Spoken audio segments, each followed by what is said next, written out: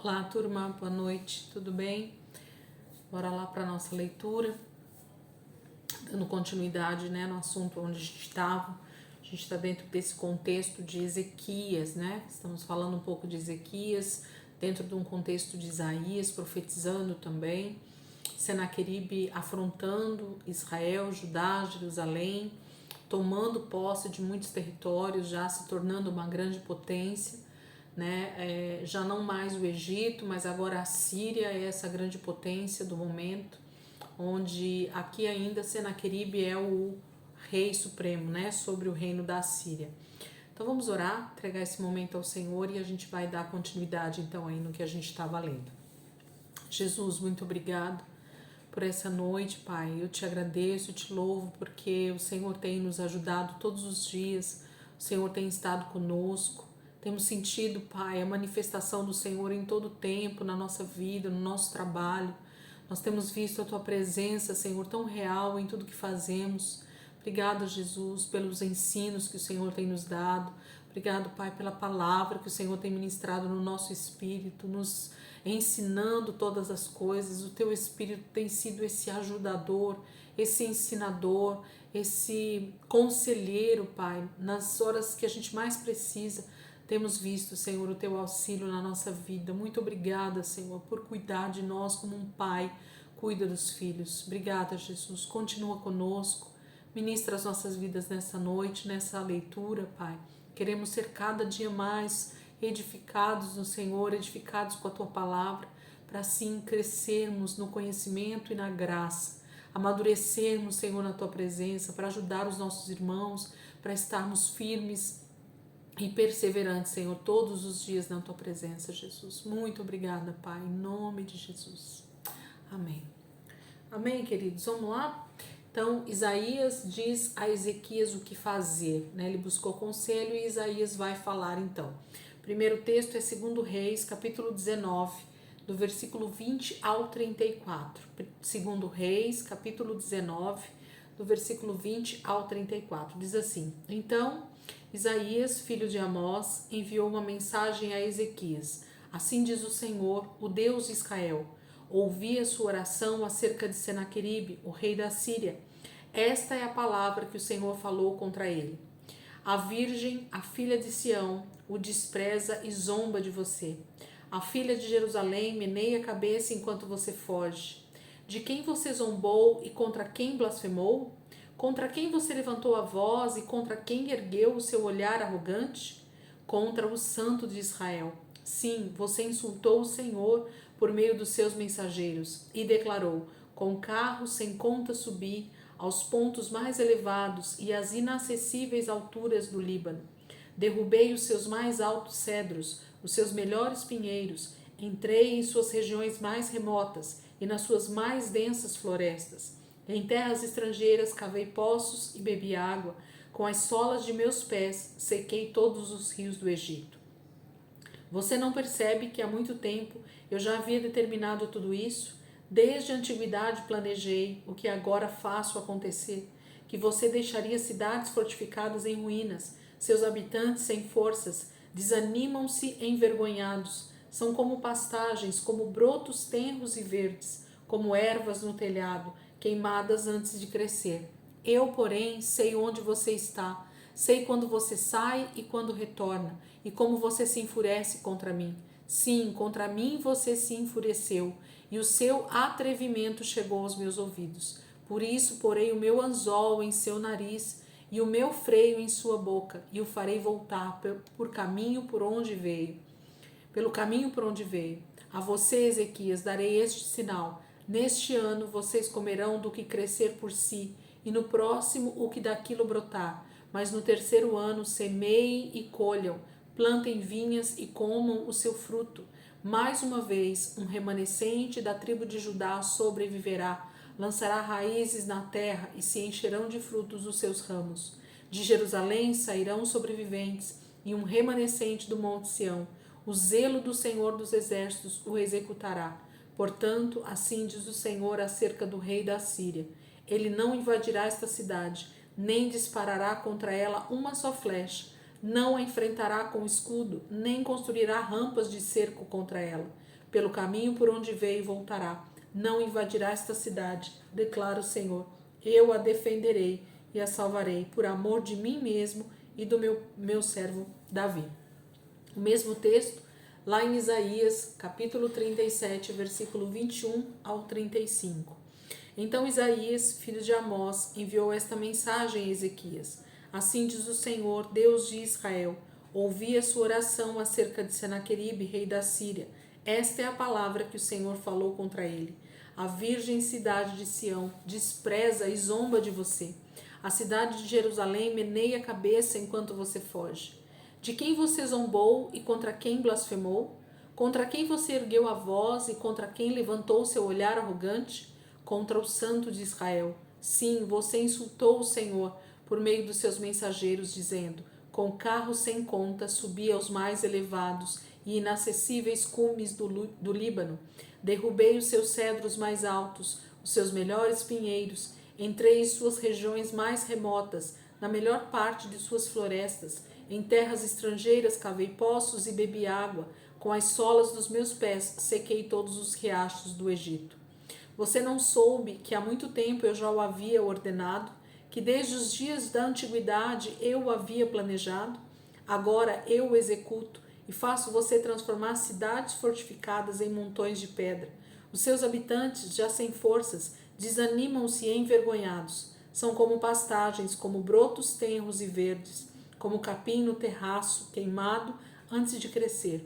Eu, porém, sei onde você está, quando sai e quando retorna, e quando você se enfurece contra mim. Sim, contra mim você se enfurece. O seu atrevimento chegou aos meus ouvidos. Por isso porei o meu anzol em seu nariz e o meu freio em sua boca.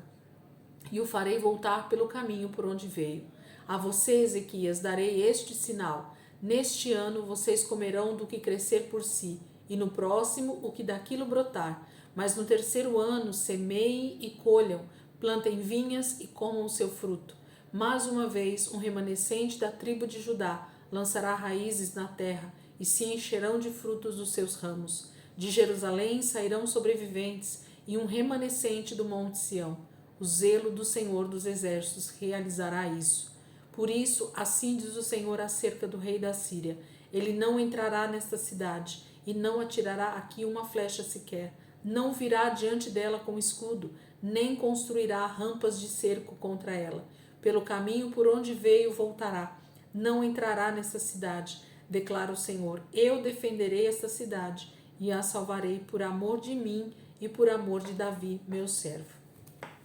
O Senhor traz uma palavra, né, de alívio, de consolo e de confronto ao inimigo, que no caso aqui é Senaqueribe, é o rei da Síria, é esse reino que acha que é tão poderoso, que pode sair invadindo e afrontando, na verdade, né? A voz altiva, arrogante do general, né, do comandante do rei da Síria e do próprio Senaqueribe dizendo que o Senhor não seria Deus sobre Israel. E aí ele caiu do cavalo, esse é o ditado, né? Ele se enganou porque o Senhor ouviu a sua afronta, o Senhor ouviu as suas palavras arrogantes e o Senhor então vem em auxílio do seu povo e de Israel. E o Senhor traz uma palavra a respeito de Senaqueribe, de que ele não invadiria, né? Ele não conseguiria o que ele nesse momento quer. O Senhor faria justiça porque ele se atreveu a falar contra o Deus de Israel. O Senhor fala que o conhece. O Senhor fala que ele já determinou todas as atitudes que Senaqueribe está tendo. O Senhor sabe, foi ele que planejou toda essa movimentação do reino espiritual a respeito do juízo de Deus sobre a terra, do juízo de Deus sobre Israel. Então, o Senhor está dizendo que o plano, as ordens está vindo direto do seu trono, inclusive a respeito de Senaqueribe e do seu exército, inclusive do inimigo de Deus que está nesse momento afrontando. Então, Senaqueribe acha que ele é alguma coisa, mas ele não sabe que quem está dirigindo os seus passos é o próprio Senhor. E aqui, gente, o reino da Síria representa mais um tipo de anticristo. Nós temos no início o Egito, com o faraó sendo o primeiro anticristo a se levantar e trazer opressão sobre o povo, e então o Senhor vira em seu auxílio, mostrando o que ele vai fazer nos últimos dias. Aqui nós temos a Síria, mais uma vez também, e o Senhor falando a respeito do livramento, e do que ele vai fazer pelo seu povo. Depois nós vamos ter todos os outros, Babilônia, Medo-Pérsia, e assim sucessivamente a gente vai caminhando aqui na leitura. Mas o reino da Síria é mais um reino que o Senhor está levantando para trazer juízo sobre a terra, juízo sobre os ímpios, fazendo com que eles oprimam, eles levem cativos o seu povo, para nos mostrar o que Deus vai fazer nos últimos dias. A leitura dos textos, as profecias falam a respeito do tempo do fim, não só do tempo em que Isaías está profetizando, em que realmente Judá, Jerusalém será levado cativo, mas fala muito mais de um tempo futuro, onde o Senhor fará tudo isso se cumprir plenamente. Então vamos ficar atentos, meditando realmente naquilo que o Senhor está falando, vendo cada palavra que o Senhor está liberando, dizendo do que Ele vai fazer nesse momento da história, mas muito mais do que Ele vai fazer no tempo do fim, a respeito da mesma situação. Um anjo destrói o inimigo. Segundo Reis, capítulo 19, versículo 35 e 36. Naquela noite, o anjo do Senhor saiu e matou 185.000 homens no acampamento assírio. Quando o povo se levantou na manhã seguinte, o lugar estava repleto de cadáveres. Então Senaqueribe, rei da Síria, desmontou o acampamento e foi embora. Voltou para Nínive e lá ficou. Segundo Crônicas 32, versículo 21 e 22. E o Senhor enviou um anjo que matou todos os homens de combate e todos os líderes e oficiais no acampamento do rei assírio, de forma que este se retirou envergonhado para sua terra. E certo dia, ao adentrar o templo do seu Deus, alguns dos seus filhos o mataram à espada. Assim o Senhor salvou Ezequias e o povo de Jerusalém das mãos de Senaqueribe, rei da Síria, e das mãos de todos os outros, e cuidou deles em todas as fronteiras. O mesmo texto, Isaías 37, versículo 36 e 37. Então o anjo do Senhor saiu e matou 185.000 homens no acampamento assírio. Quando o povo se levantou na manhã seguinte, só havia cadáveres. Assim Senaqueribe, rei da Síria, fugiu do acampamento, voltou para Nínive e lá ficou. Nós vamos ler o Salmo 75 e o Salmo 76. Mas esse texto que a gente acabou de ler, os três textos, né, de Reis, Crônicas e Isaías, conta a mesma história, onde o Senhor trouxe juízo sobre o acampamento de Senaqueribe por causa da afronta, por causa da palavra que ele disse que o Senhor não seria Deus para livrar Israel. E quando o problema é contra o Senhor, ele mesmo vem no auxílio do seu povo. Ele mesmo vem defender a nossa causa, mas por causa da afronta que o inimigo faz contra o Deus Todo-Poderoso. Satanás acha que ele tem o domínio, Satanás acha que ele tem poder, mas contra o nosso Deus, contra o Deus que o criou, inclusive, ele não tem poder. O Senhor mesmo vem em nosso auxílio. Aqui a palavra fala que o anjo do Senhor veio e destruiu todos os 185.000 homens do exército do rei assírio. Então foi o próprio Senhor que guerreou a guerra de Israel, de Judá e de Jerusalém, livrando eles da mão de Senaqueribe nesse momento. Salmo 75, primeiro. Damos-te graças, ó Deus, damos-te graças, pois perto está o teu nome. Todos falam dos teus feitos maravilhosos. Tu dizes, eu determino o tempo em que julgarei com justiça. Quando treme a terra com todos os seus habitantes, sou eu que mantenho firme as suas colunas. Aos arrogantes digo, parem de vangloriar-se, e aos ímpios, não se rebelem contra os céus, não falem com insolência. Não é do Oriente, nem do Ocidente, nem do deserto que vem a exaltação. É Deus quem julga, humilha a um e a outro exalta. Na mão do Senhor está um cálice, cheio de vinho espumante e misturado. Ele o derrama, e todos os ímpios da terra o bebem até a última gota.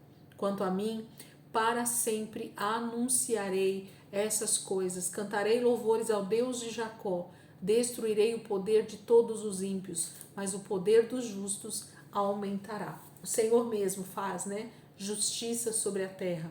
Salmo 76. Em Judá Deus é conhecido, o seu nome é grande em Israel. Sua tenda está em Salém, o lugar da sua habitação está em Sião. Ali quebrou ele as flechas reluzentes, os escudos e as espadas, as armas de guerra. Resplendes de luz, és mais majestoso que os montes, cheio de despojos. Os homens valorosos jazem saqueados, dormem o sono final. Nenhum dos guerreiros foi capaz de erguer as mãos diante da tua repreensão, ó Deus de Jacó. O cavalo e o carro estacaram. Somente tu és temível. Quem poderá permanecer diante de ti quando estiveres irado? Dos céus pronunciaste juízo, e a terra tremeu e emudeceu. Quando tu, ó Deus, te levantas para julgar, para salvar todos os oprimidos da terra. Até a tua ira contra os homens redundará em teu louvor, e os seus sobreviventes da tua ira se refriarão. Façam votos ao Senhor, ao seu Deus, e não deixem de cumpri-los. Que todas as nações vizinhas tragam presentes a quem todos devem temer. Ele tira o ânimo dos governantes e é temido pelos reis da terra. O Senhor trará juízo. É o nome dele que vai ser exaltado. É o Senhor que terá toda a glória pela justiça que ele vai trazer sobre a terra. Os inimigos de Deus vão ser julgados pela ira do Senhor. Quando ele fala do cálice, é o cálice da ira do Senhor que está se enchendo. E no momento que Deus derramar esse cálice sobre a terra, os ímpios, aqueles que são os inimigos de Deus, tomarão até a última gota desse cálice que está se enchendo de tanta maldade, de tanto pecado, de tanta injustiça. O Senhor trará justiça sobre a terra através das suas poderosas mãos. É Ele quem vai guerrear em nosso favor. Gente, nos últimos dias, quando o Senhor vier, Ele vai lutar a nossa guerra. Nós não faremos nada. A palavra de Deus diz que o Senhor guerreará essa guerra por nós. É Ele quem vai trazer toda a ira, né, sobre os seus inimigos, sobre todo o principado e sobre toda a potestade. O Senhor trará justiça.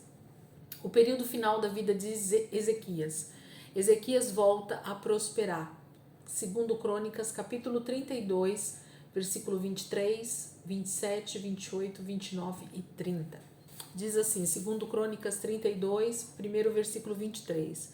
Muitos trouxeram a Jerusalém ofertas para o Senhor e presentes valiosos para Ezequias, rei de Judá. Daquela ocasião em diante, ele foi muito respeitado por todas as nações. 27. Possuía Ezequias muitíssimas riquezas e glória. Construiu depósito para guardar prata, ouro, pedras preciosas, especiarias, escudos e todo tipo de objeto de valor. Também construiu armazéns para estocar trigo, vinho e azeite. Fez ainda estábulos para os seus diversos rebanhos e para as ovelhas. Construiu cidades e adquiriu muitos rebanhos, pois Deus lhe dera muitas riquezas. Foi Ezequias que bloqueou o manancial superior da fonte de Gion e canalizou a água para a parte oeste da cidade de Davi. Ele foi bem sucedido em tudo que se propôs a fazer. O mesmo texto, o mesmo assunto, segundo Reis, capítulo 20, versículo 20. Os demais acontecimentos do reinado de Ezequias, todas as suas realizações, inclusive a construção do açude e do túnel que canalizou a água para a cidade, estão escritos no livro dos registros históricos dos reis de Judá. Então a gente vê que a partir do momento que Deus traz juízo, né, sobre Senaqueribe, matando todo esse exército, trazendo livramento nesse momento para Judá e Jerusalém, Ezequias é honrado, né, o povo se une para trazer todo tipo de presentes para o rei. Por quê? Porque ele sabia que o clamor de Ezequias tinha subido até o trono do Senhor e o Senhor tinha feito justiça e trazido então paz para Judá e Jerusalém. Ezequias mostra os tesouros aos embaixadores da Babilônia. Segundo Reis, capítulo 20, versículo 12 ao 19, é o primeiro texto. Naquela época, o rei da Babilônia, Merodach-Baladã, filho de Baladã, enviou cartas e um presente para Ezequias, pois soubera da sua doença. Ezequias recebeu em audiência os mensageiros e mostrou-lhe tudo o que havia em seus armazéns, a prata, o ouro, as especiarias e o azeite finíssimo, o seu arsenal e tudo o que havia em seus tesouros. Não houve nada em seu palácio ou em seu reino que Ezequias não lhes mostrasse. Então o profeta Isaías foi ao rei Ezequias e lhe perguntou: o que esses homens disseram? De onde vieram? Ezequias respondeu: de uma terra distante, vieram da Babilônia. O profeta perguntou: o que eles viram em seu palácio?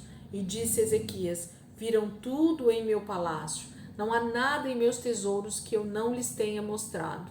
Então Isaías disse a Ezequias: ouça a palavra do Senhor. Um dia, tudo o que se encontra em seu palácio, bem como tudo o que os seus antepassados acumularam até hoje, será levado para a Babilônia. Nada restará, diz o Senhor. Alguns dos seus próprios descendentes serão levados e eles se tornarão eunucos no palácio do rei da Babilônia. Respondeu Ezequias ao profeta: boa é a palavra do Senhor que anunciaste, pois ele entendeu que durante sua vida haveria paz e segurança. O mesmo texto em Isaías, capítulo 39, do versículo 1 ao 8, e em seguida a gente conversa um pouco. Naquela época, Merodach-Baladã, filho de Baladã, rei da Babilônia, enviou a Ezequias cartas e um presente, porque soubera de sua doença e de sua recuperação. Ezequias recebeu com alegria os enviados e mostrou-lhe o que havia em seus depósitos: a prata, o ouro, as especiarias, o óleo fino, todo o seu arsenal e tudo o que se encontrava em seus tesouros. Não houve nada em seu palácio ou em todo o seu reino que Ezequias não lhe mostrasse. Então o profeta Isaías foi ao rei Ezequias e perguntou: o que aqueles homens disseram e de onde vieram? De uma terra distante, Ezequias respondeu. Eles vieram da Babilônia para visitar-me. O profeta perguntou: o que eles viram em seu palácio? E Ezequias respondeu: viram tudo o que há em meu palácio. Não há nada em meus tesouros que não lhes tenha mostrado. Então Isaías disse a Ezequias: ouça a palavra do Senhor dos Exércitos. Um dia, tudo o que há em seu palácio, bem como tudo o que os seus antepassados acumularam até hoje, será levado para a Babilônia. Nada ficará, diz o Senhor. E alguns de seus próprios descendentes serão levados e se tornarão eunucos no palácio do rei da Babilônia. É boa a palavra do Senhor que você falou, Ezequias respondeu, pois pensou: haverá paz e segurança enquanto eu viver. Segundo Crônicas 32, 31.